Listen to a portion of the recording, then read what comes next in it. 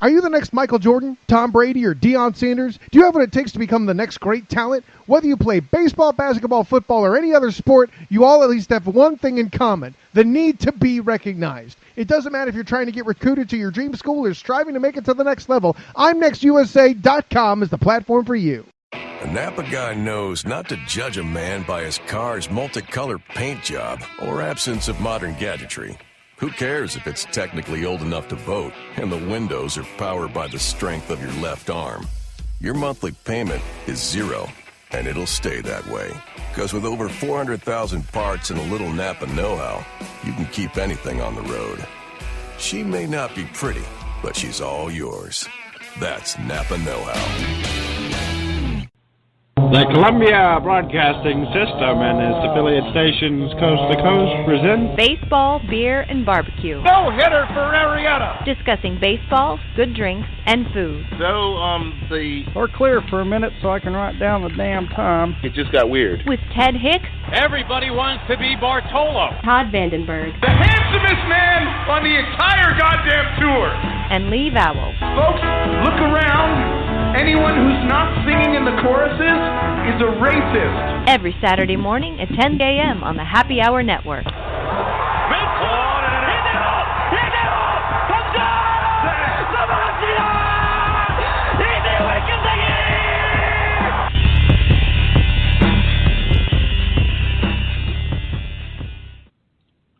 When did we change the intro?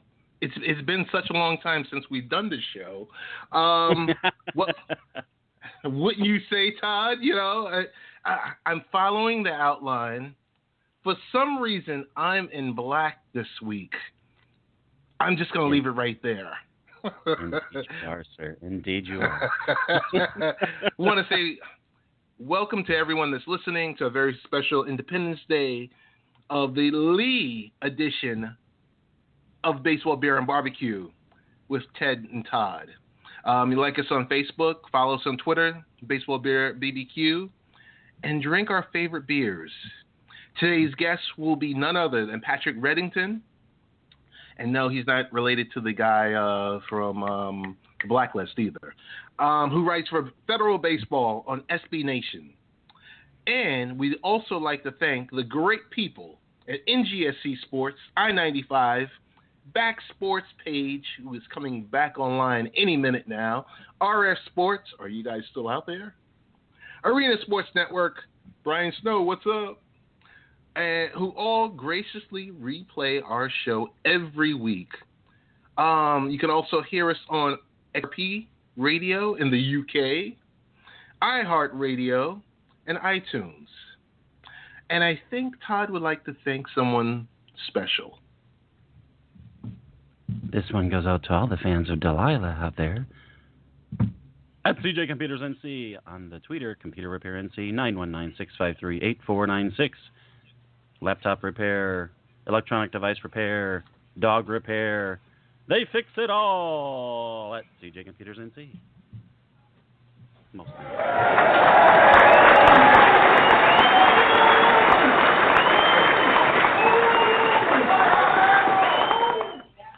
And folks, that's our show. Want to thank you very much. Todd and I have officially opted out of our contracts, and we are officially free agents, only to be re-signed once again by the Happy Hour Network. Today's special announcement, just want to mention that I've wait, hold on one second. I think there's my wife is chastising my son right now. So wait, hold on. Let me hear. She's not playing that game. Oh my goodness. This is the Hicks household as a whole. Someone is in trouble. And I like the way you immediately recognize that tone of voice, because you've heard that before, haven't you? Oh yes, I heard it for years, for many years, for 18 years. The shrill. Oh, wow. Oh, are you ever in trouble? Next week might be the Ted-free edition of the Baseball Beer Barbecue Show. Yes. But I want to say that we've decided to renew our contracts Todd, I don't know if you knew this or not, but you opted out of your contract also with me. We renewed our contract last night.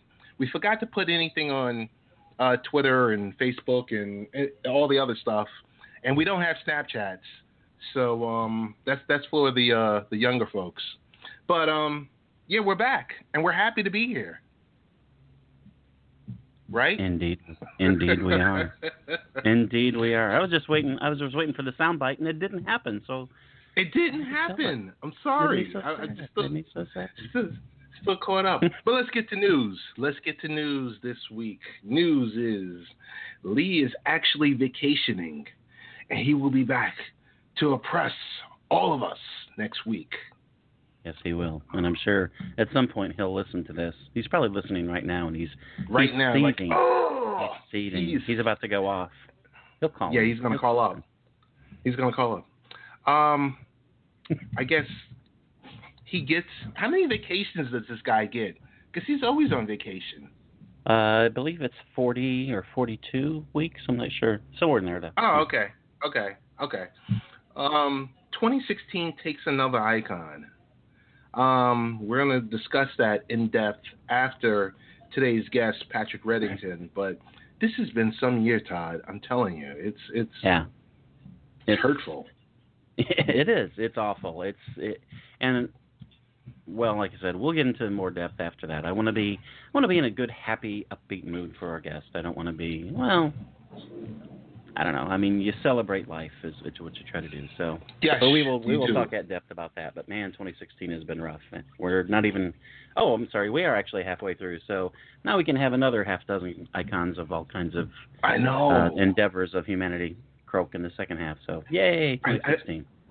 Todd, I've never remembered a year like this, or maybe it's because it's come in bunches. I don't know. It's just.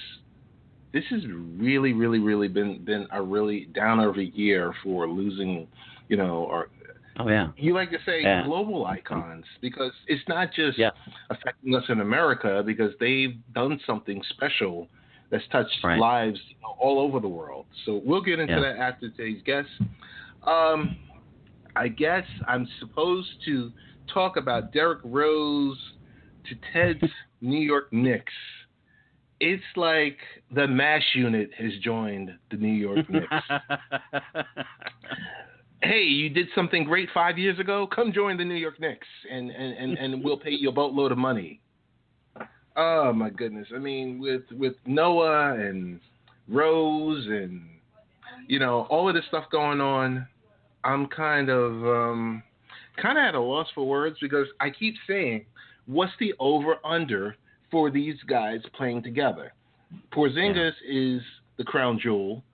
Carmelo, we can't get rid of him unless we give him away because of that contract and those knees and I guess his wrist should be, he should start having problems with his wrist from all those years of jacking 35 shots a night. But what's the over under like? And I've asked this, Todd. I want to pose this to you. I've asked two good friends of mine that are basketball aficionados, and they said the over under is 65 games that Noah, Rose, Carmelo, and Porzingis play together of the 82. I can't see all four of them being that healthy. Yeah, I'm shocked. Because the number that popped in my head was 28, which I mean,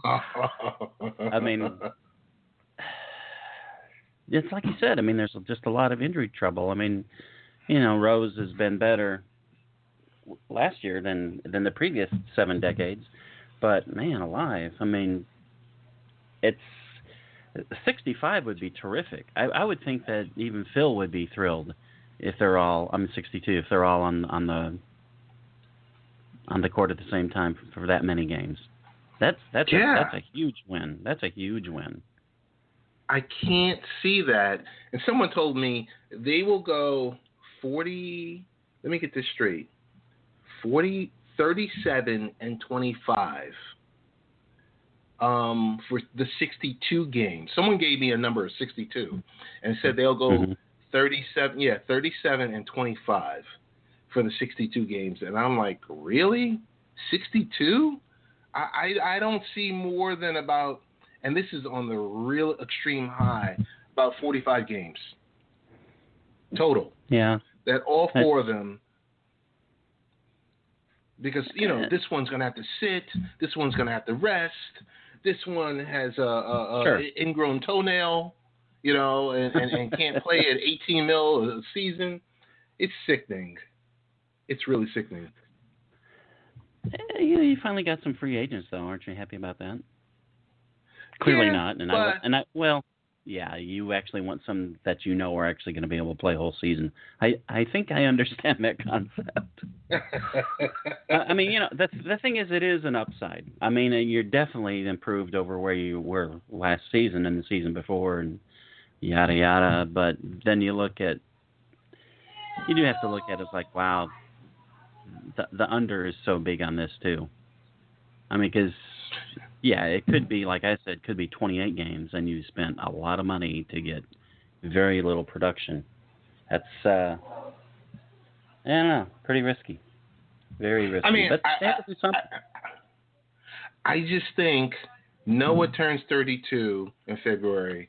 Melo turns 33 in May. Derrick Rose, we don't know what we're going to get. Right. And Porzingis is, like I said, the crown jewel. He's the crown jewel that you have to put the pieces around and kind of protect him down low until he puts on like 185 more pounds.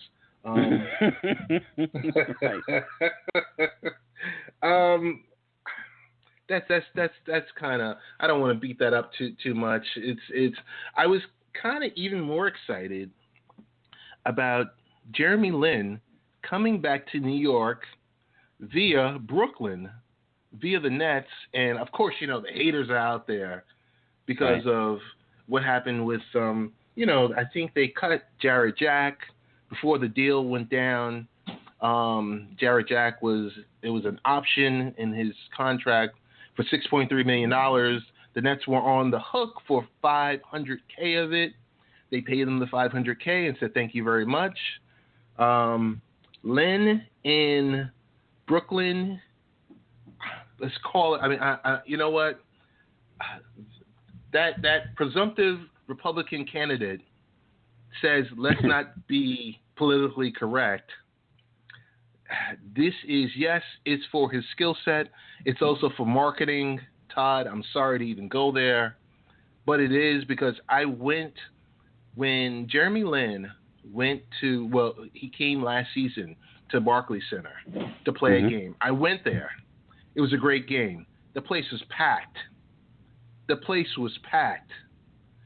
the Asian population was very dominant there.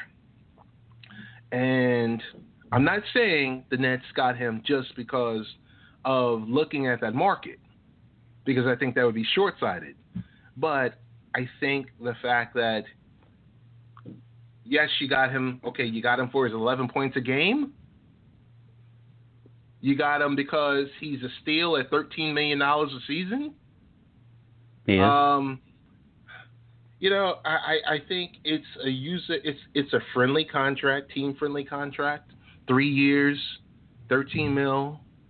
You've got, like I said, or $12 million. You got the population there because they're looking to draw new fans. Yeah, exactly. There's nothing politically correct about saying it, and there's no reason to tiptoe around it. I mean, you serve your market. It's a business. If Jeremy Lin is going to draw in more fans, then you sign him, and he's going to draw more fans. I mean, the Mariners, they bring in Japanese players when they can, when it fits, when it's going to make the team better. But if they've got a player who is from Oklahoma and a player who's from Osaka, same guys, they're going to try to get the guy from Osaka because there's a large Asian population there. So it's just marketing. It's business sense. I don't think there's anything to tiptoe around.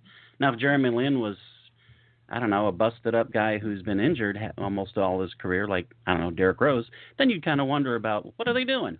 But, yeah, there's not kidding about Derrick Rose, of course, but, yeah, there's no downside to this. I mean, the money that's getting thrown around, $13 million a year for 3 years, like you said, is like, that's coffee money in the NBA. That's nothing. And this guy's a good player. He is. He is probably the bargain of the entire free agent season so far. I shouldn't say probably. He is. He is. Because I got to tell you this much. Boy, is it a great time to be a mediocre player in the NBA. Because oh my God. And can you imagine next season when the real money kicks in, when the new contracts and TNT and ESPN and everything else kicks in? I'm just going to mention a few names because, okay, I like the Knicks, I like the Nets, I watch the playoffs, but around the league, I won't say I'm an aficionado. Possibly you are. I mean, I'll watch a baseball game, period. It doesn't even have to be my team.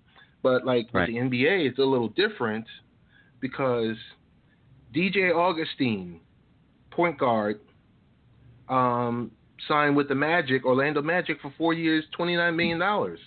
Never heard of him. Darrell Arthur, 3 years, $23 million. I'm in the same boat.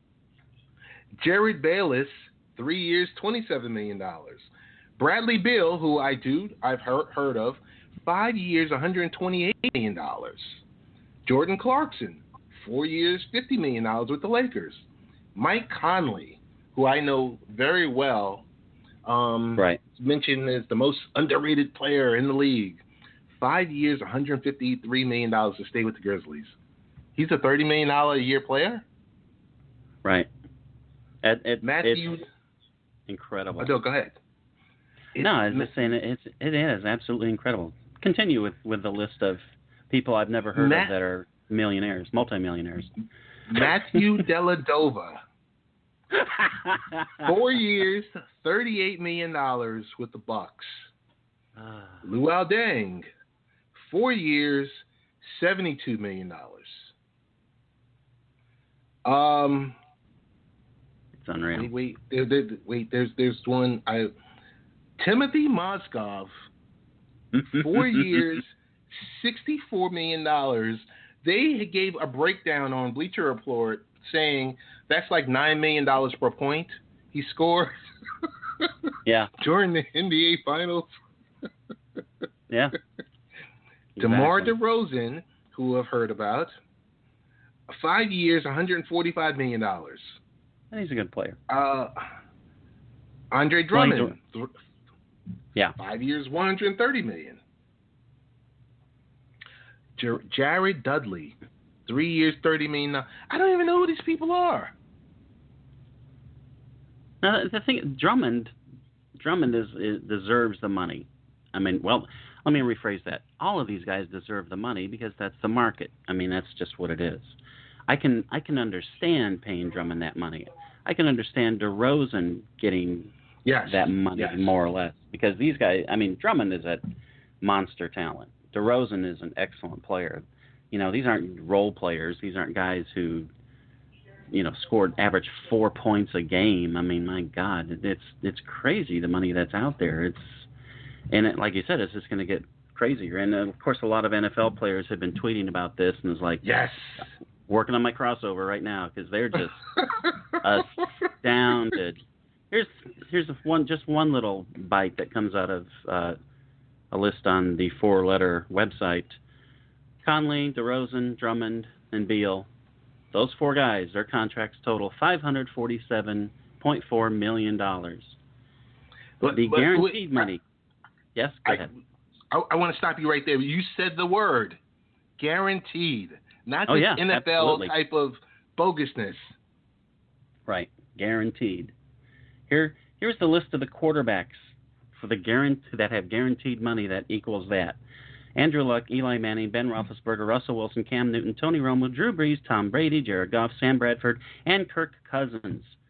Combined, They are making that. They are guaranteed that exact same money.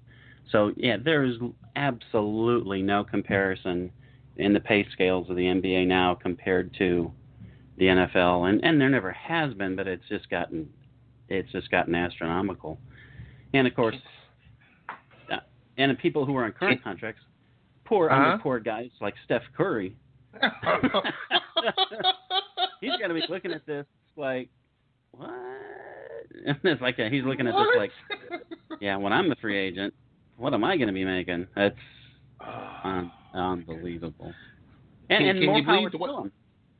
Yeah. Can you believe Dwight Howard? He got a 3-year, $70 million deal.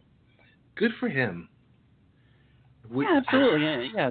Neither of us are knocking the players for getting this. It's just the insanity of this is where the money is. Because, again, the people who have more money are the ones signing the paychecks. So it's crazy the amount of money that's flying around the NBA. This is just – it is amazing when you see guys that you know, they were role players for role players. I mean, you know, these guys, you know, they averaged 42 minutes, okay, not 42 minutes, but, 38 minutes, a game on the bench. And, they have $100 million contracts. It's like, what in God's name is going on? It is amazing. But, yeah, more power to these guys. It's nice that we're finally a long way away from when guys would have to fight for meal money in their contract negotiation and, get cut loose for no reason whatsoever other than that, they gave the owner a bad look or something like that. So it is still absolutely incredible to see some of these numbers. Two more things I want to mention. Chandler Parsons signed with the Grizzlies. David Fitzdale, the new coach, he's stocked. But Chandler Parsons, 4 years, $94 million, and who is it? Hassan Whiteside for the Miami Heat. I know EJ, when he listens to this, he's going to be like, oh, my goodness, Whiteside is this. 4 years, $98 million. This guy made $980,000 last season. I just got a note from our good Rob Steele of the Thwat Show. He's available for $50K any team, and he does go to the left really well. So just putting that out there for all the NBA franchises out there. Oh my goodness! Rob Steele is available. Definitely has more games than half the tools he just signed. There's a ton of players that are still out there. The only one I want to talk about is the real game changer, Kevin Durant. He's up here in New York, in the Hamptons, taking meetings with teams, and I don't think the Knicks or the Nets could have secured a meeting with him. How would you feel, Todd, if you were the owner of a team, the crown jewel of free agents is out there, and he's maybe 2 hours or so from where you live, you reside, and you can't even book a meeting with him? I'd be a little perturbed and a little insulted, but then again, I would just, I guess, have to look at my franchise and think about what's going on with that. I mean, there's a reason, right? Because he has said it's a basketball decision. Obviously, because he knows he's getting the money, so it doesn't matter where he goes for that, and it makes sense. It should be a basketball decision for him. So, I think honestly they have to look at their basketball situation and figure it out. It's like, well, which explains why they're doing what they're doing to their team. Yes, the last question, NBA question I have for you is, if you were Kevin Durant, I mean, we know you are Baseball Beer and BBQ's Kevin Durant, but Todd, do you actually need an agent? Do you need, if you're going to get max money, do you actually need an agent to negotiate on your behalf? Not for marketing, not for commercials, and Nike is paying you $300 or $400 million, but like, what do you actually need an agent for? And I'm sorry if this is taking a shot at agents, but this guy's a max player. So whoever approaches him is going to have to give him a blank check or sell him on the reason why he needs to take less money. Like, what is your definition? What's your reason for having an agent, Todd? In his situation, you're right. And I don't think you're taking a shot at agents, but in this particular situation, yeah, it's like he doesn't need an agent. Because he's not going to be signing a long-term contract anyway. You know, like you said, he's hitting max money. He's going to sign, for 1 year and a year option, and because he can, and then he can make the huge money next. It's like, come on. Yeah, but then again, it's like he will want that agent for when he signs the actual big contract, the one that will make this contract look like a joke. So, just that as a matter of goodwill, he wants to kick his agent. What is his agent going to make? I mean, are they 3%? Making 6% or 3%? No, I think you're right. I was low on the low end. It's probably 5 or 6%. I was thinking 6.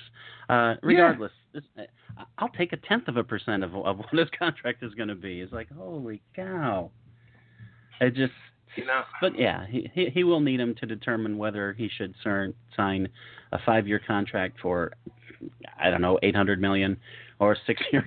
Who knows what the contract is going to be down the road? It's like, here's how we'll structure this deal for you, Kevin. We'll give you 5 years at $140 per, but you also get 10% ownership of the team. That's why he needs the agent to figure it out. That's why you need the agent. Okay. God.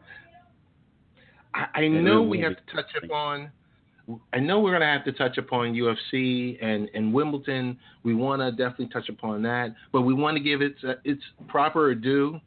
We have a couple of minutes before our guest arrives, so I'm kind of at the point of, I don't know if you want to do Dummy of the Week. I'm not sure if you do or you don't. I love Dummy of the Week. Oh, and now I got to cue up the music for Dummy of the Week. I just thought about this. I said, you see what happens when you go out of your outline? That's why you put together the outline. That's why we do it, baby. You big dummy. Oh, my goodness. You big dummy. Ted, you win the Dummy of the Week because you didn't have anything queued up. Oh, my goodness. This is quite a big build-up for a segment we probably won't get to. I like it. I know. And I'm still searching. Thumbing through it. Oh, here it goes. All right, you guys are ready? All right, set and go. And you big dummy. What a lead up. Wow. What a lead up to it. That was underwhelming. I'm going to tell you this much. I nominate myself for reading the outline, going out of order, and not being ready to cue up the audio for the big Dummy of the Week. You got to be ready. You can jump anywhere you want, but man, we're not even ready. It's like, what? You're not ready. And then Lee comes back next week and says, "This is what I pay you guys for?" Exactly. This is why I pay you Jeremy Lin money? What the hell? Oh, my goodness. He's keeping me very upset. Very upset. Who's on your list, or who's on your short list for Dummy of the Week? Oh, man, it's a long list. It's a long list for Dummy of the Week. I'm going to stay away from politics on this one because it's almost too easy, right? And depending on who's listening, there are one of two people, and they automatically have their mind made up about that already. So, Dummy of the Week, I would actually, and this is a very, very soft Dummy of the Week, but this ties into the year 2016. We had a couple big people pass away in sports. One, I think, is an icon. The other is a big figure, and that's Buddy Ryan. And we'll talk about Buddy Ryan later, and not knock Buddy Ryan. But people were saying, oh, we lost two icons this week. Stop. Exactly. Anybody who thinks Buddy Ryan is on the level of Pat Summitt Name Stop. me the professional sports league that was created basically from the body of work of Buddy Ryan. There isn't one. So anybody who thinks that's equivalent to Pat Summitt is my dummy of the week. And again, not knocking Buddy Ryan, but it's a different level of accomplishment. So, and again, we'll talk more about that when we get into that. But there's that one is an icon. The other was a big name in the NFL, and that's as far as it goes. So, hey, I just want to really quick, because I believe our guest is on the line. To all those people that have Twitter fingers and can't say anything positive. I mean, I don't know if it was. I think I tweeted out an article last week, and it was about Ayesha Curry, and people were just unloading on her. And I just looked at her timeline, the amount of inappropriate pictures that were sent to her, and the utter hate. Guys, it's a basketball game. It's a basketball game. You enjoy it. You didn't go to the arena. You watched it on your TV. It was on free TV. unbelievable. Lighten up, please. All right. So we're gonna switch gears. I believe at 10:30. And I don't know if I'm going. Am I going Megatron or not? You're going Megatron. You are going Megatron. This is awesome. Awesome time. This is great. So would you like me to step in and bring on our guest? Yeah. I will do that. I'll bring them on, and you rock and roll.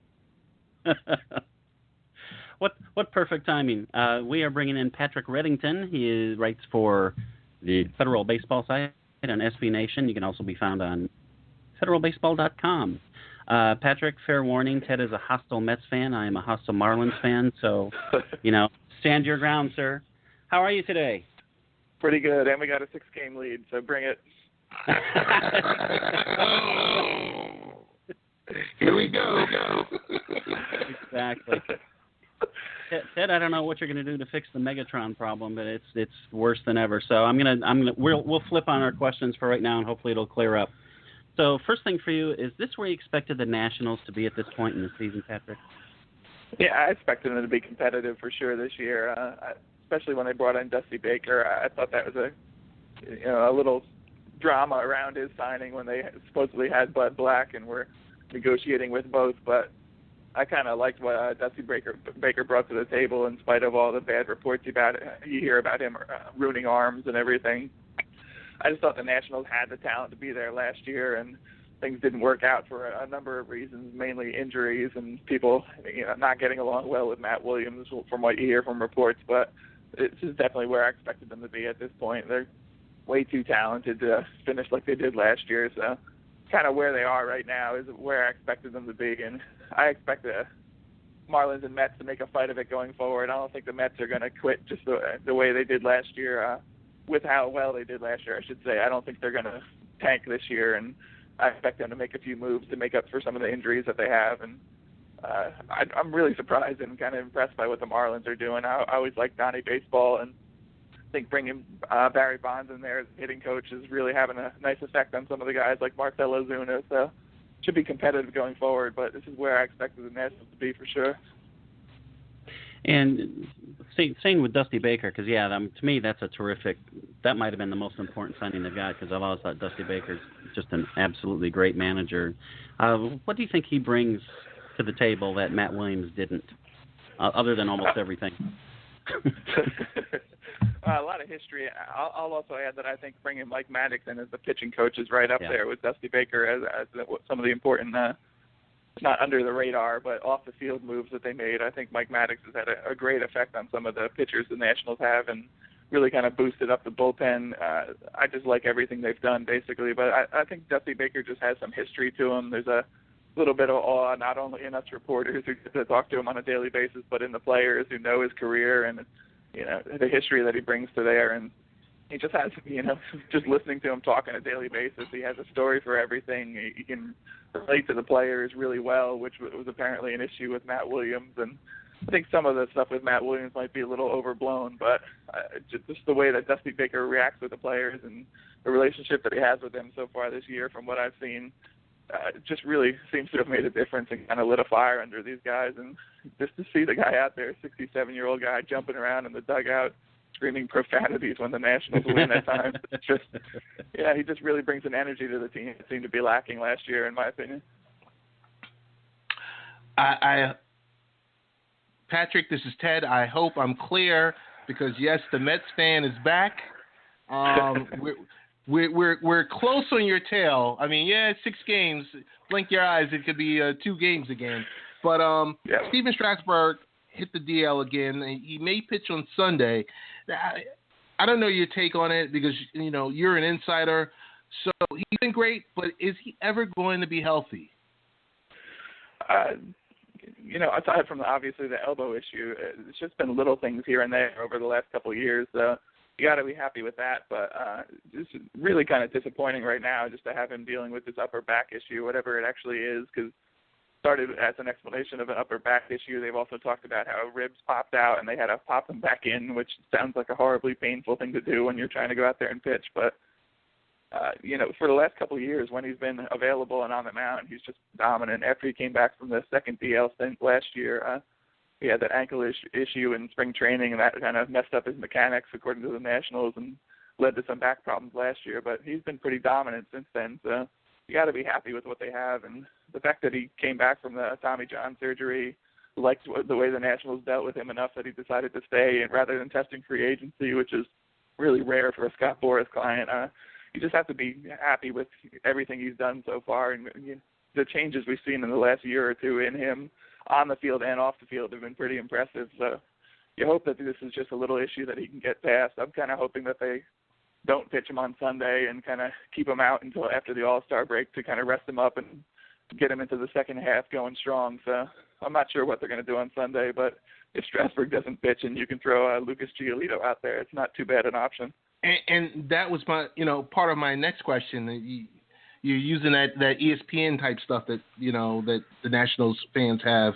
If Strasburg stays healthy, does Lucas Giolito take Gonzalez's turn in the rotation? Not from what Mike Rizzo has said recently. A couple of interviews last week, obviously people are asking that question. Even considered the possibility of Giolito pitching out of the bullpen, which I don't take too seriously and kind of hope they don't do. But Gio is better this time out. The last 7 or 8 starts, he's been pretty awful, to be honest with you. It's just, a 7.8 ERA somewhere in there. It's just tough to take, and he puts the Nationals in a hole and just seems to have that really one bad inning every once in a while that kind of blows up his start. So you saw them do it last year. Doug Fister was struggling, wasn't able to keep the ball down in the zone, which for a sinker balling pitcher is just death, and he was getting knocked all around the park. And they brought 22-year-old Joe Ross up from the Double-A and stuck him in that rotation and ended up keeping him in there when Doug Fister went out. So there's some precedent for them doing this. And with a kid as talented as Giolito and as major league ready as he seems to be, if Gonzalez continues to struggle, I wouldn't be completely surprised to see it, but I'm not expecting it. I think Gio's going to turn it around, honestly, and I think the Nationals want him to turn it around so they don't have to push Giolito up a little quicker than they probably would otherwise. Hey, Patrick, this is Todd again. I'm going to step away from the pitching for a bit. What's been the bigger surprise to you, that Harper's tailed off as much as he has, or that Murphy is still banging the way he is? I think Harper kind of set himself up for failure with as good a season as he had last year. I think that was a completely unique kind of season that you don't see too often from any major league players. The drop back this year has been really big, and the struggles that he's had out there just kind of surprised me, basically. I didn't imagine him being as lost as he's been over the last couple months, but he seems to be picking it up. He has like a 280 average, over 400 OBP the last month.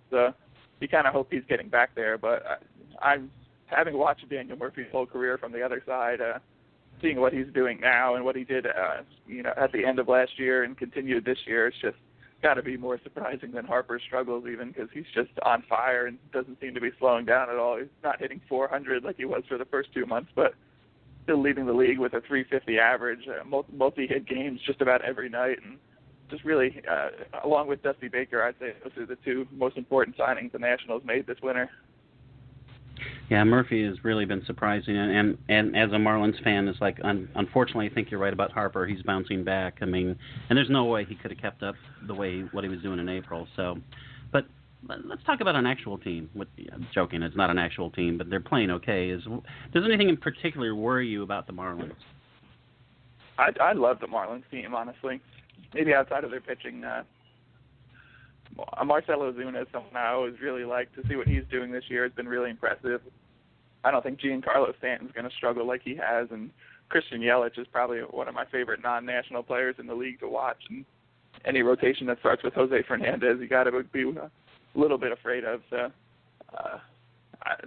like I said, I really like the signing of Don Mattingly there. I think he's got to bring something to the table that's kind of changed the way they're playing down there. And I'm not writing them off at all. I kind of think that they're a couple injuries away from, don't really have the depth that some of the other teams in the division have. So any injuries or issues with them usually kind of knocks them out and sends them into a tailspin. But if they can keep that team on the field and healthy, I'm as worried about them as the Mets as a competitor. Patrick, this is Ted again. And like I said, you were dead on. I was going to say, what worries you about my reigning NL champions, the New York Mets?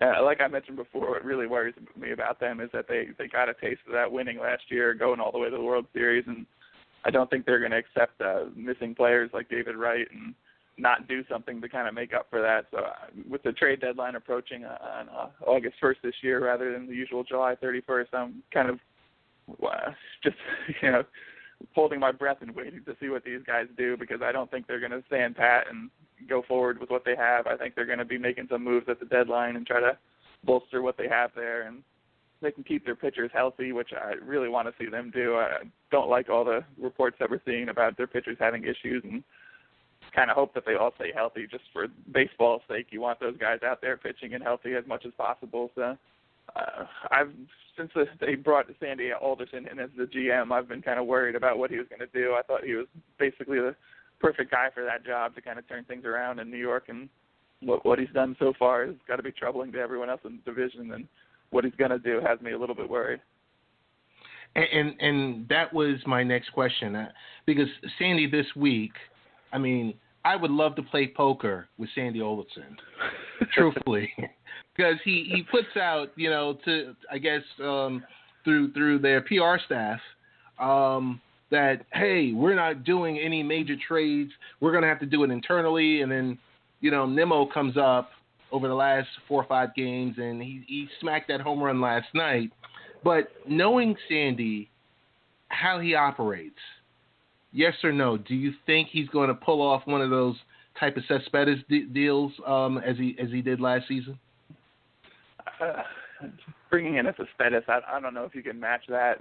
That was just a fantastic move, and luckily for them, worked out extremely well going down the stretch last year. But I don't know if I see another move as big as that. I can see them filling their holes a little bit, especially with Wright. If he's unavailable and doesn't come back, they have to get some sort of bat in the lineup. And with the Ryan Brauns of the world out there and people like that, I'd never count them out as doing something to kind of fill that hole. But as for what they do, it's one of those things where you can read all the speculation, but most of the stuff that comes out in the press is just stuff that gets out there for a reason. And I'm not counting them out as far as going into the trade deadline, bringing someone in, and whether or not it's as big as Cespedes, I don't know, but I definitely think they're going to make some movements before the deadline.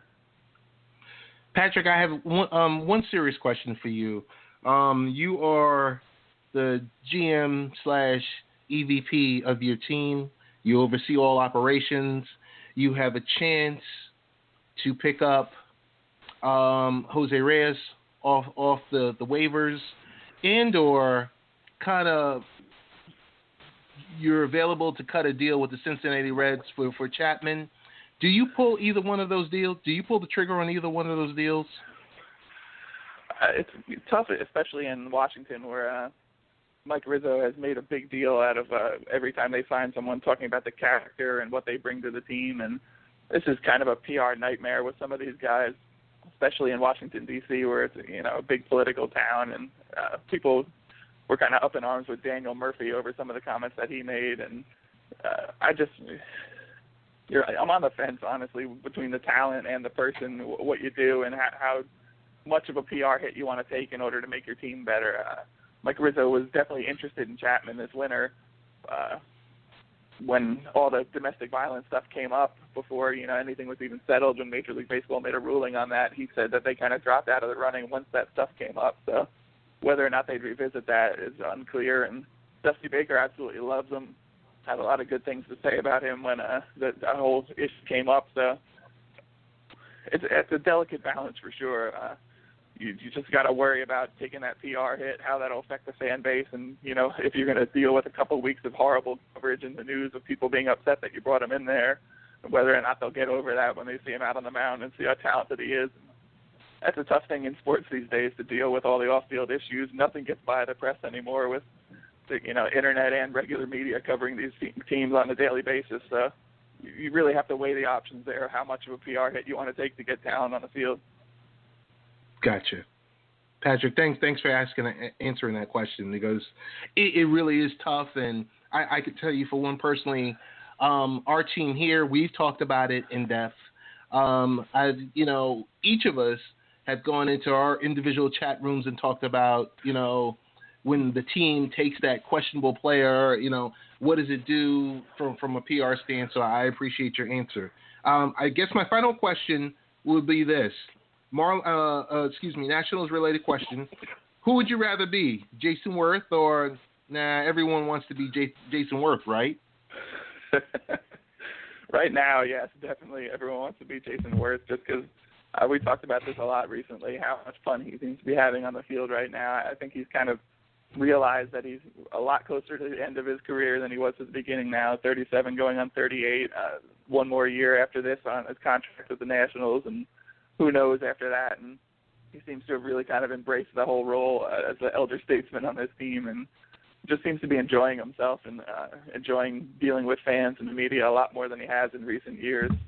Kind of nice to see him do that. You kind of hope that the numbers pick up a little bit out there in left field, because he struggled at the beginning of this year. Dusty Baker kept telling us all that he's an old engine, and you have to let him warm up a little bit before he gets started there. And hope that when he does, he keeps it going, unlike some of the young guys who start hot and then kind of hit the wall somewhere in the middle of the season. Worth knows how to get through a whole season. If he can stay healthy out there, you like having him on the field and at the plate when big situations come up. So it's got to be nice to be Jason Worth right now and just be kind of enjoying this as much as you can before it's over. Patrick, I want to thank you so much for joining us today, taking a few minutes out. You could have been anywhere, but you're here with Baseball Beer and Barbecue. Tell us best ways we can find out about your writings or your website, your social media presence. Tell us all about it and tell our listeners about it. Yeah, we're at Federal Baseball on Twitter, federalbaseball.com, part of the SB Nation.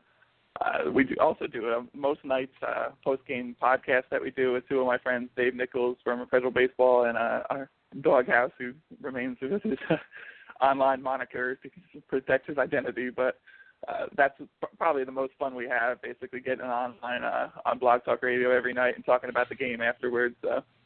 Definitely check that out. And we have a number of writers on our site this year who are making great contributions, and the site's really doing well. Are you the next Michael Jordan, Tom Brady, or Deion Sanders? Do you have what it takes to become the next great talent? Whether you play baseball, basketball, football, or any other sport, you all at least have one thing in common: the need to be recognized. It doesn't matter if you're trying to get recruited to your dream school or striving to make it to the next level. I'mNextUSA.com is the platform for you. So any support we always appreciate, and appreciate you guys having me on. Always enjoy talking baseball. And once again, thanks so much. We will give you a round of applause. Yes, the Mets fan is giving a Nats fan a round of applause.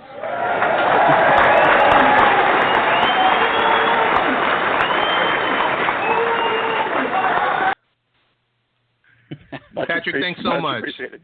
Thanks, guys. Nice to talk to you. Good man. Good man, Ted. Patrick, yes, that was terrific. Yes. It's great article, and again, great articles on that site. He mentioned Doghouse. I'm glad he mentioned Doghouse. There's some really good articles that he's put up there too. So, an excellent site for those who are not mortal enemies of the Nationals, as you and I are. So, that was fun. He was an excellent guest. I forgot to. Yes. I forgot to ask him the question about Cespedes leaving them high and dry with a contract for $100 million to come back to New York. Darn, I forgot to ask that question. I do have to say, I liked what he said about the Marlins, but I also felt kind of like the 6-year-old kid getting his hair scruffed by his 14-year-old big brother. It's like, I like you guys a lot. and he wasn't being condescending, but it's like, I'm a Marlins fan. I mean, it's not like, it's not my team, but I do like the Marlins. But they're not the Nationals. I mean, I'm realistic. No. They're not the Nationals. They're not the Mets.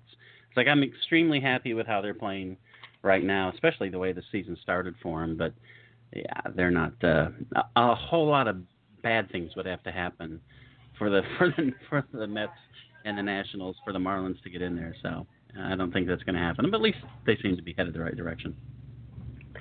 That is true. One of our better he really handled the interview really, really well. I mean, I kind of threw that curveball about values in there because, it's still a sticking point for me, Todd. Oh, yeah, it's a great question, and I liked his answer. I mean, I know what your answer would be, and I know what my answer would be. We know what Lee's answer would be. Right. But I liked the honesty because he didn't just say, I was like, I would never. I mean, if he felt that way, that's fine. But, I mean, it is a business, and he approached it as you put it, if you are the GM. And you do have to weigh, as the teams obviously do, the value on the field as opposed to the press that you get from signing a person with incidents in their past. So it was a great answer, I thought. And Definitely. The whole interview was great. I'd love to have him back on. Lee probably won't because Lee wasn't here for it because, that's how Lee is. I guess we'll go to baseball before we hit some of these other topics. Because we love baseball. Because we love baseball. But I want us to hit Wimbledon. Because I know as little possible as for Wimbledon. I mean, I'm like, I just don't. I just don't follow it. And I'm sorry I don't follow it. I really don't. What sport is it? Golf. Okay, well, you're right. You do know as little as possible about If you gave me another chance, I was going to say lacrosse. But closer. But I guess with baseball, the first option we have up here is maybe Cleveland is the city of champions. Yeah. I mean, I think LeBron broke the curse. The Indians win 14 straight? Yeah, really? Amazing.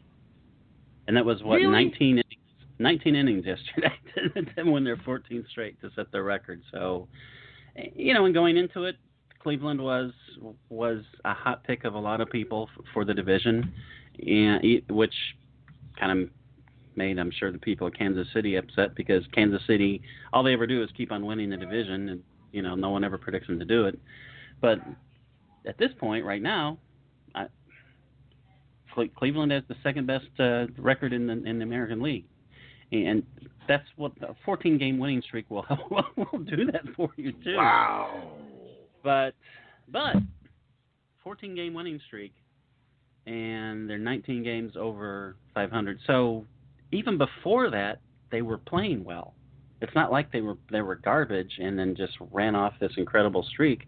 They were a good team before that. So that's the 14-game streak is, of course, that's incredible. But yeah, they're pretty much living up to expectations at this point. So good for Cleveland. And man, that rotation is sick. I mean, there's not an easy. You're not going to think, okay, well, at least we get to the third guy. It's like, doesn't matter who's out there on the mound, especially obviously in this run. But I mean, that's a tough rotation to face. So it'll be an interesting race, and I'm glad it's an interesting race. I mean, I still think that the Royals, just because they've been able to do it, I think the Royals will be in it at the end. They're 7 back right now, but it'll be fun. And my Tigers are 7.5 back, and hopefully they'll pick it up. But that's tough. That's tough when you're up against two good teams. as I know as a Marlins fan, and as we've seen year after year now in the National League Central, certainly not happening this season, but that's how it's been in the National League Central. So maybe the AL Central will be this year's version of that. Not going to happen, but as a Tigers fan, I can dream. I'm just excited that we are going to be in Believeland August 13th doing a live show in Believeland, watching the Indians and Angels, and it's just outside of 40, we're less than 45 days away. So really excited about that. I mean, because I had a few of my friends pull a Joakim Noah. You're going to Cleveland for what? No one goes to Cleveland for anything. And I'm like, yeah, okay, losers. Wow. Kind of harsh, Ted. Kind of harsh. But they deserved it. I wonder how much money it would cost for the city to change its name to Believeland. Dude. They should do that. They should just change it to Believeland. That would be awesome. They should do it. So, hey, what's going on with Madison Bumgarner? It's what a beast. He is unbelievable. It ignites a 6-run inning. So wait, is he going to be in the home run derby or is he not? I haven't heard, and I don't know. This makes you wonder if the team's going to say, yeah, go ahead. They're letting him hit in a game where they should have had DH. It's like, why not? And I think, and I'm probably wrong on this, but I believe I heard that they only had 2 guys on the bench with more homers than Bumgarner. So wow, made more sense to have him, hit for himself. Amazing. And he only went 1 for 4, which I'm sure he was disappointed about. But he did hit the double and ignited that rally, and that's awesome. And I do wonder about this though. He gave up 4 runs in that game, and I think it's probably just a coincidence. But it is interesting that's one of his, which tells you a lot about how he's doing. That's one of his worst outings of the season, if not the worst outing of the season. But it is interesting. It's makes you wonder. And that's the only game that he happened to hit in on when he didn't have to. So it's kind of, of course, that's the thing. Most games he has to. So still an odd thing. It's maybe he should have gotten maybe he was just too amped up from seriously. Maybe he was so amped up from the fact that, hey, I'm hitting in an American League park. This is kind of cool. Maybe that was in the back of his head, and it probably meant nothing. And they won anyway. They demolished the A's, so it doesn't matter anyway. But right. A guy who's really not quite as good a pitcher as Mr. Bumgarner. Big games. Unbelievable. He had 2 good outings in a row. He gave up 3 runs on his previous start. He only gave up 1 run in 6 2/3. But this is how bad his season has been, and especially his June has been. He gives up 1 run in 6 2/3, and that dropped his ERA for the month to 11. Wow. His first 3 starts for the White Sox. What a great trade. This is going to help us get over the edge. His first 3 starts, his ERA was almost 22. Not 2.2, 22. And no, I did not forget to divide by 9. 21.81. Oh, wow. My God. So they've got to be singing hallelujahs because he's actually had 2 decent starts in a row. So maybe he's come around, but it's just baseball is so weird because Shields is not, to me, he was never big game James, but he's a good pitcher. He's a really good pitcher. He's a decent 2, certainly a good 3. How do you have an ERA of 22 in a 3-game stretch? He was just getting annihilated. Absolutely annihilated. And apparently it wasn't, if it was an injury, it must have been really minor because he was pitching pretty well before that. And obviously he's pitching well again, but it's just, talk about losing it. Unreal. But good for him that he's apparently figured it out because that's, sucks for him, sucks for the White Sox. But it's kind of fun to look at that and say, wow, how many runs can you possibly give up before the manager pulls you out? It's what point do you think, 8 runs in the first inning, that's okay, I'll leave him? I mean, seriously. Because if he had pulled him out, unbelievable. Don't forget, honorable mention, fun fact, that James Shields is he's in the, I believe, Guinness Book of World's Record. He is the pitcher on record that gave up the home run to Bartolo Colon this year. That's right.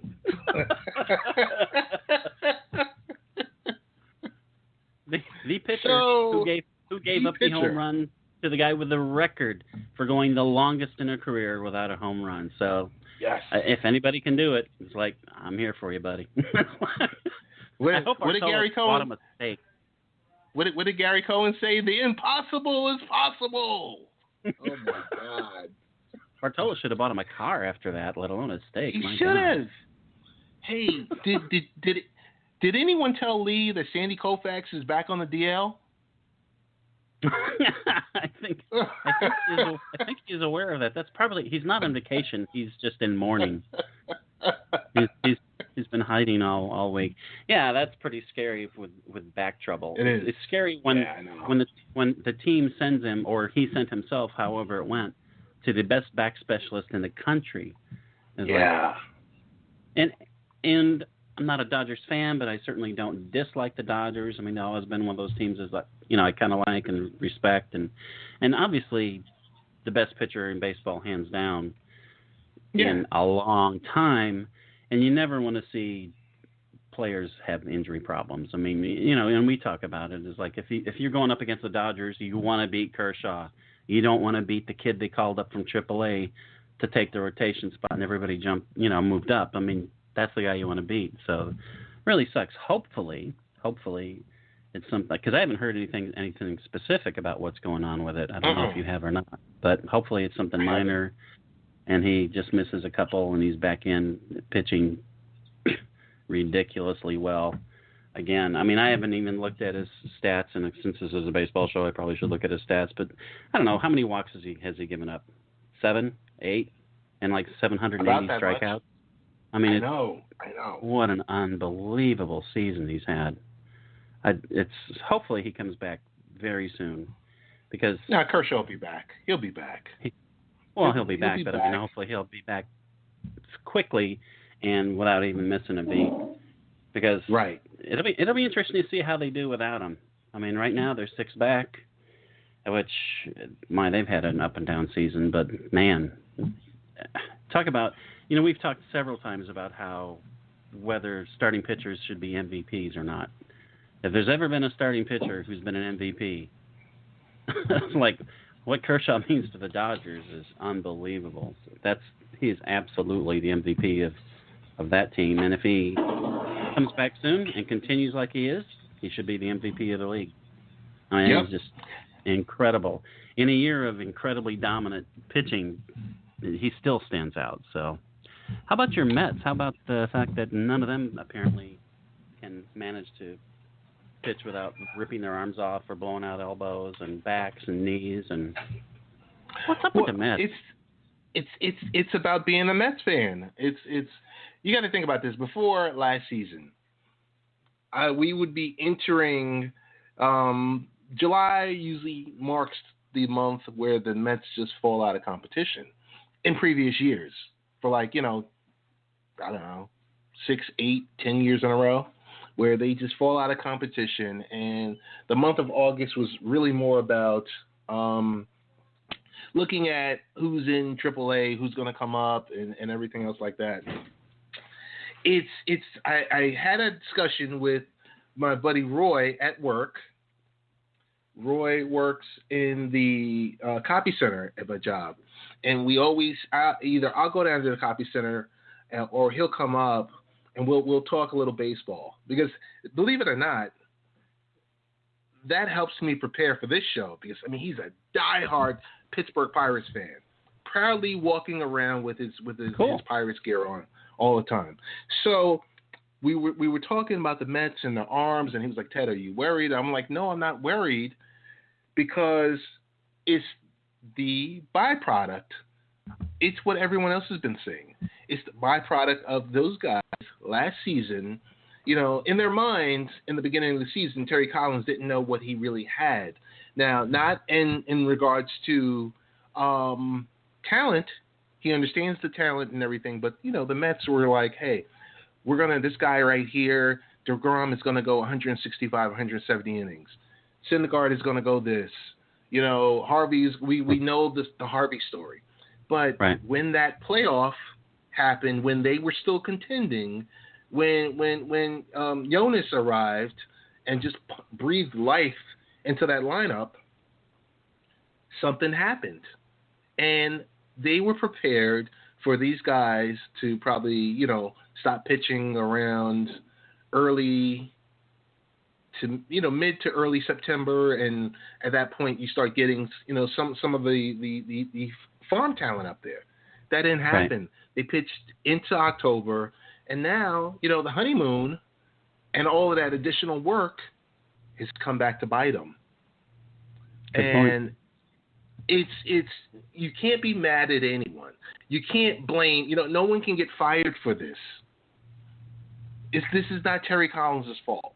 The only thing that was his fault was him getting bullied by Harvey and pitching that ninth inning.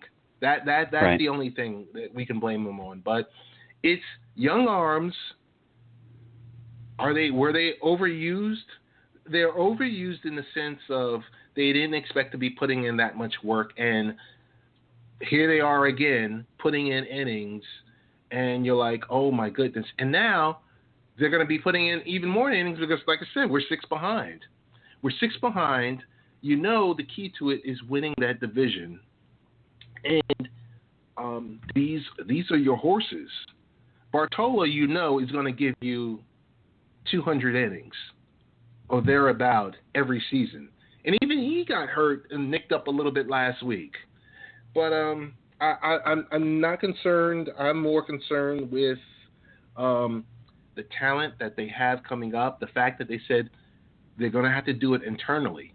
That tells us Will Palms has probably told Sandy Alderson, we're not buying like we bought last year. Use what you have. So the bullpen has to step up, and our guys have to do what they need to do. But does it go to a 6-man rotation? Because I think that's what they were talking about last. I was just going to talk about that. About last year. Yeah. Let's talk about a 6-man rotation next week when Lee is back in, because I know he's going to want to weigh in on that. I mean, in depth. Yes. Not saying don't talk about a 6-man rotation. That's terrible. But it's like in depth, we'll look into. It's like, hey, what does that do to your team, or can you structure the pitching differently just within a game? Like Tony La Russa started with relievers famously a few times. I mean, so just a different approach to pitching, some way to address this, because it's hitting the Mets, but it hits every team. I mean, isn't Syndergaard the only guy who hasn't had Tommy John surgery in the rotation? He's the only guy, and when people say, people say bone spurs. People say bone spurs. People say this. He's the only guy, and when he's talking about, it's the wear and tear. So I think that's a great topic for next week for 6-man rotation and how to deal with it, because last season the Mets tried it. Of course, Big Mouth had something to say about it. And so we'll leave it there. In regards to standings, I think you touched upon it. We go AL East. We got Baltimore is leading by 4 games. You got Boston in second place. AL Central, you got Cleveland. Hey, Cleveland's in first place? Oh, my goodness. They're tearing it up. I'm even more excited about August 13th. Oh, my goodness. But like you said, you got the Royals that are behind by 7. So, I mean, you can't discount the Royals. No, absolutely you can't. You can't discount them. And like you said earlier, Detroit Detroit is there. Detroit is there, and I would not, close my eyes on Detroit. You got AL West. You got Texas leading by 8.5 games over the Astros, and you got Seattle in third place, 10.5 behind. Wow. NL East, you have, of course, we have the Nationals leading the Mets by 6, but the Marlins are a half game behind, 6.5 games behind total. Wouldn't discount them. NL Central, it's the Cubs all day. I mean, they are going to win the World Series this year, right? I mean, wasn't it? It was. If Cleveland won the NBA World Championship, I'm sure the Cubs are going to win this year, and Theo will go down as the greatest mind of all time. And you mentioned with the Giants and Dodgers, a 6-game difference. I know you mentioned some of this stuff already, but I will tell you this much. For some reason, this year, the Nationals do have the Mets number. They really do, and it seems like the landscapers are they are here. So let me close the window. Oh my God! Hold on one second. I will say this about the Cubs while Ted shuts out the landscapers. They are quote unquote struggling. They're 4-6 in their last 10, and they're still. It's such a joke. They're 4-6. The Cubs are struggling at 4-6 in the last 10 games. They're not playing as well as they have been. Obviously, when you're 4-6, you're not playing really well. And how many games are they over 500? Even though they've been struggling, this sounds like a joke. They're still 23 games over 500. It's like, man, that's just what an amazing good team the Cubs are, and it's good for baseball. I guess unless you're a Cardinals fan, in which case it's not good for baseball. And I like the Cardinals, but it's like if you can't be happy for the Cubs and the Cubs fans, it's like there's something wrong with you. So that continues to be a great story in baseball. You mentioned what has happened. Go ahead. What has happened? No, what has happened with the Pirates? Having a tough go of it. Same thing with the Cardinals. It's and they were both kind of the Pirates were struggling early and they picked it up, and now they're back down just kind of being a mediocre team, and the Cardinals are being a mediocre team. I mean, Cardinals are 41-38, Pittsburgh is 39-41. It's like it's the same record basically. I mean, obviously you don't want to be a couple games behind at the end of September, but it's the beginning of July. The problem is they're both mediocre teams right now. And looking at their history, you got to figure it's like, well, they won't be there. But maybe this is the year that whole NL Central thing is so dominant, blah, blah, blah, falls apart. Because it seems like it lasted forever, but it was really just last year when the Cubs really picked up. Before that, it was the Cardinals and the Pirates and the Cardinals and the Pirates. But maybe the Cubs are just too good, and this is the year the Pirates finally fall back. And the Cardinals somehow. That would be, that's got to be the story of the early 21st century so far if that happens. But the Cardinals actually miss the playoffs. They seem to think that's their birthright. Like they can send them a double-A team and win. And excellent. Ted is going back into the Megatron zone. I do want to mention something about International Signing Day is today, which is kind of cool. And there is a big prospect that the Braves landed, Kevin Maitan. He is number 1 prospect on the list, 16-year-old switch-hitting shortstop. Sounds pretty good. Basically, the consensus on Maitan is that he is the best prospect to come out of Venezuela since Miggy. So if this kid is close to that, wow, and the Braves signed him. So in about, say, 3 years, you can look forward to sitting in traffic for 5 hours to get to the new Braves ballpark to watch this kid hit. So pretty cool. Padres spent a lot of money. They landed 6 of the top 30 prospects. Red Sox, I hadn't even heard about this until just looking over this morning. Red Sox got penalized. They're not signing anybody on International Signing Day because they were penalized because they screwed around with the rules last year.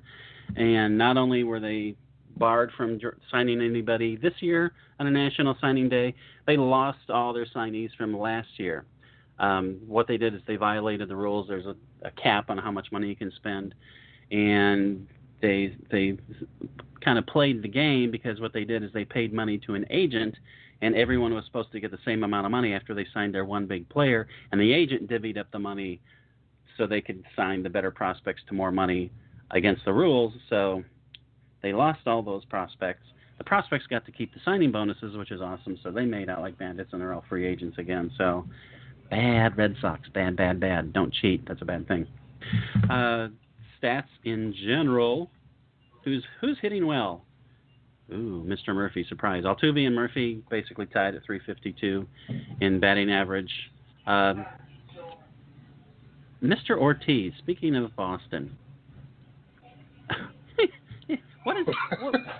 what is in his cornflakes? I mean, and really not making. I'm really not casting doubt as to what he's taking or anything. It's like it's hitting 342, which is pretty nice. I mean, he's been a good average hitter, but seriously, he's hitting 342, 64 ribbies. It's like, man alive, 552 homers for his career so far. The big fella's had a pretty big career, wouldn't you say? It's like, wow. And you know, I'm so tired of talking about PEDs and all that other crap. I don't even care anymore. And it's like, take whatever you want. I mean, and again, I don't really think he's doing it because there's been so much scrutiny that's gone. And the guy was a talent before, a big talent, big power, but it's just what a year the guy's having. Todd, did his name ever pop up in any report? I don't believe it ever popped up in a report. There were rumors going around, and he denied this and denied that. And when Lee comes back next week, he'll say, "No, you were wrong. This is what happened." Because I'm not saying I'm wrong, but just in general. But he's one of those guys that there's always whispers going around, or maybe he supposedly admitted to taking something at some point and then backtracked on it. But it's a great story. It's a great story that he's having the season he's having. So very, very, very cool. I like it a lot. Don't really care for the Red Sox, but I like it a lot. But then again, at least he's not a Yankee. So true. Oh my, oh my. I guess we're going to get to, because I want to give you ample time to tell me about Wimbledon. Yeah, let's jump on Wimbledon right now. All I'm really going to talk about at Wimbledon is there's only one story. There's two stories at Wimbledon. The weather, which is awful, and surprise, it's raining in England in early summer. But a lot of matches have been pushed back. At one point, some of the top seeds were in the third round, and there were still players who had to finish their first round matches. That's how delayed things had gotten. And gradually things catch up. But the big story is Mr. Djokovic. He's actually down 2-0. 2-0.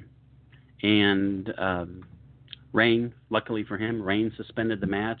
And by the time it stopped raining, it was too dark. And right now it's still raining. And they only had one match going on in the stadium, where the only one where they have the roof. So who knows when they'll be able to start? Hopefully today.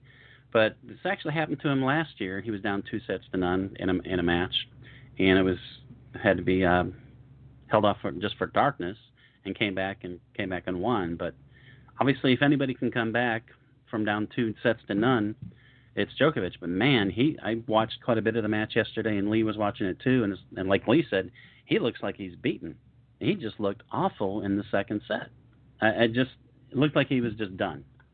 And I've never seen the guy look like that.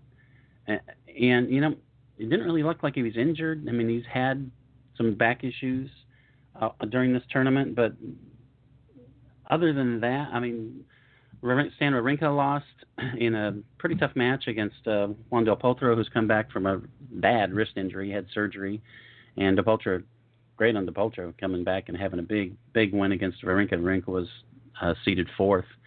So I guess I lied when I said there's only one big story. But by far the big story is Djokovic, and it's not so much that he's down 2 sets, it's that he looked terrible in the second set. Absolutely awful. So that will be the story of the year for tennis if he does not come back and win that this match. And who knows when they'll be able to play it. Hopefully they can get it in. So that's my Wimbledon update, because really that's the only story about it that matters. On to, would you like to talk about Brexit? Brexit? Is that something you eat for breakfast? I'm not sure, and I, you know what? I heard this story from the mainstream media that someone had to tell Donald Trump the true meaning of Brexit. He just didn't understand. He was like, Brexit? What are you talking about? You know, and dude, it's a mess.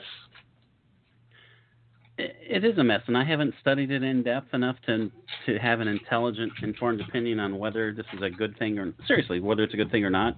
My reaction, my initial thought is it's not a good thing, just because of some of the things I've read that the reasons that it passed is the voters who voted for the exit, the reasons they listed, and because it was anti-immigration. Yay, where have we heard that? And that one of the main proponents said, well, the money we pour into the EU, we're going to be able to put that into the National Health Fund. And then the day it passed, he said, well, actually, we can't do that. Like, oh, okay, so great. So you're lying to people. You're lying to people. And now that it's passed, you say, well, gee, sure would be great if we could do that, but I guess I was lying. Ha ha. I was like, lovely. So, you know, based on those reactions, it doesn't sound like it was probably the smartest thing to do. And you mentioning the presumptive orange-haired Oompa Loompa who will be running on the Republican ticket, just hilarious that he's in Scotland promoting one of his businesses because, of course, he's in a presidential campaign, so why wouldn't you be, you know, worrying about opening a golf course? And tweeting about how great this is, that they stood up for independence in Scotland when 62% of the Scots voted to stay in the EU. And just got excoriated, disemboweled, and ripped asunder on Twitter by, I don't know, hundreds maybe, of Scots saying, you big whatever, you big dummy, we voted to stay. Like, how can you be so misinformed and such a tool that you're in Scotland congratulating them for voting for independence when they did not? Like, what a fool he is. Like you said, is like having to be explained what it means, and just, and like I said before, it's too easy to pick. I mean, he's a big dummy eternally of the week, but my gosh, what a. As far as Brexit itself goes, I mean, there's still word that, well, it may not ever happen because it's a referendum. It's not a binding legal agreement. I mean, Parliament can vote to say, no, we're not doing this. We're going against the will of the people. They could say we're going to have another referendum now that you know what really this entails. But I would imagine that they're still going to go through with it. But Scotland's not going to be part of the UK for long. I mean, they already had their referendum and they lost.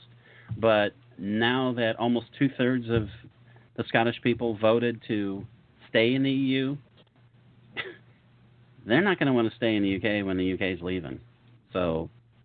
Congratulations on breaking up your conglomeration of whatever the hell you call yourselves, because Scotland will not be part of that. Talk about having far-reaching changes. I mean, my gosh. I mean, how much money, the value that the pound sterling lost the day of the vote, and just goes on and on and on. It's the fact that a lot of it seemed to be fueled by just the anti-immigrant hate is perhaps a lesson some people here should look into. So I think that's enough for me about Brexit. Anything else from you on the favorite breakfast biscuit of Great Britain? Not at all. Not at all. When it's like, just as you said, it's not good, and it's not good for everyone. It's spilling everywhere. The one thing it is good for, Todd, I think I'm going to refinance, because with the situation at Brexit, mortgage rates are dropping lower. So there you go. I'm going to capitalize on something like that. No, it's bad. It's a bad deal every which way you look at it. I will say one more thing about the Oompa Loompa. That was in his statement about Brexit. 3 times he talked about how good this was for his properties. Yes. Didn't spend much time talking about how the greater global impact, but it's like, oh, this is great because the pound is going to drop in value, and that means more tourists for me. Like, wow, dude. Like, unbelievable. Just the selfish, narcissistic, borderline psychopathic tendencies of this guy to think of himself above everything else constantly. It's just amazing. I'm tired to think about him. I want to think about someone who's really cool, as opposed to that person. Hey, I just want to jump in before you talk about the great Pat Summitt, the late great Pat Summitt. 3 things I just want to mention really quick. I think Corey Lewandowski had a horrible week at CNN. A horrible first week at CNN. CNN was nominated Dummy of the Week by a lot of people for making that hire, along with his confidentiality agreement. That's one. Roger Goodell made more money than any NFL player in 2015. They have listed as on his tax filing showed $32 million for the season. So his rankings or his approval ratings doesn't matter because he works for the billionaires. And number 3, Amari Stoudemire is talking up a reunion with the Knicks. So along with the current theme of the MASH unit, can you employ any more broken down players? More players with more injuries? I just had to talk about those 3 points right there, and let's get to the late great Pat Summitt and what she meant to the world. Yeah, and she actually meant a lot to the world. I mean, basically, more than anybody, created the women's game in basketball and had a huge impact on women's sport overall. When she took over, women, and this is in college, women were playing a game where 3 were on offense on one side of the court, 3 were on defense on the other side of the court, and there was one roamer who could cross over and play both ends, but that was it, because for whatever insane reason, they viewed women as not being physically capable of the rigors of running a full court. Talk about changing the game. 8 national championships, most wins ever in college basketball, period, not just women's. Tons of stories about her from players about her generosity and her kindness, which I know sounds like a joke, but in addition to her toughness. But one of my favorite stories about her came from one of the male players in Tennessee, and he said they were practicing. This was under Coach Bruce Pearl, who was the best men's coach they'd had in about 20 years at that point, got him to the Elite 8. And he said, practice is a little light. They're kind of goofing around. Pat Summitt's watching the practice like she did a lot of times. And at one point, she just got pissed off, threw the basketball, and said, all right, that's it. You guys are running. You guys are running sprints, and I mean you're running them hard. And he said he looks over at their Coach Pearl, and Coach Pearl just like shakes his head and walks off and said, and as he's walking off, he said, she's running this practice. And it wasn't like, and they had a great relationship, Pearl and Summitt. So it wasn't like he said, oh, whatever. It's like, apparently that day he wasn't reaching them, so he let the coach reach them. And Mr. Williams, he was the center, 6'11". He's a center. He said he puked twice that day in practice. They figured out what it means and what it takes to be a champion. You practice hard. You practice harder than you play. And again, I'm not knocking Bruce Pearl at all. I mean, he was a terrific coach for them. But there's a coach and then there's the coach. And Pat Summitt was all about effort, absolutely about effort, and she let them know. And because of that, I mean, she built this dynasty in Knoxville, and really, because of her, she popularized the women's game so much that they got next. I mean, there would be no WNBA, and whether you want to joke about it or not, whether it matters to you or not, it matters to the fans of the WNBA, and it certainly matters to those young ladies who are making a really great living playing professional basketball, and that would not have been there without Pat Summitt. So talk about an icon of a sport. I mean, without her, women aren't playing professional basketball, and I guarantee you there are thousands of women who are not in sports being successful without looking up to that trail that she blazed for them, that women, we got this, we can do this. So just that's, again, like you said, 2016 has just taken some amazing worldwide icons, and that's another one. So accomplished a heck of a lot. We should all put up the effort that Pat Summitt did and that Pat Summitt demanded. So true, so true. Our show is about to come to an end. We want to also say rest in peace to the great Buddy Ryan. Yes. For all he's done for the game. We'll be back next week. We're going to close out with our outro. Todd, as usual, thank you for allowing me to work with you once again. We should tag up. The fans hoping to catch a little bit of the old-time religion right here, baby. With Junior stepping up to the plate. Here comes the stretch. And the pitch to Junior on the way. Swing and a fly ball hit to deep right center field. That baby is going to be fly away. The old-time religion lives. Junior does it. A 2-run home run. And we are tied at 3-3. My, oh my. Man.